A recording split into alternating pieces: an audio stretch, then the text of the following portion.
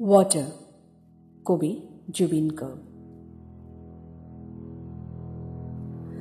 মোৰ প্ৰতিবাদী সত্তাৰ পৰিধি তহঁতে বুজি নাপাবি। মই নদীৰ পৰা সাগৰলৈ যাব পাৰোঁ, সাগৰৰ পৰা নদীলৈ ঘূৰিও আহিব পাৰোঁ। মাথো মোৰ ৰং সলনি হ'ব, পানীৰ সোৱাদ সলনি হ'ব। পাৰে পাৰে এৰি থৈ যাম অকল বালি বালি আৰু বালি।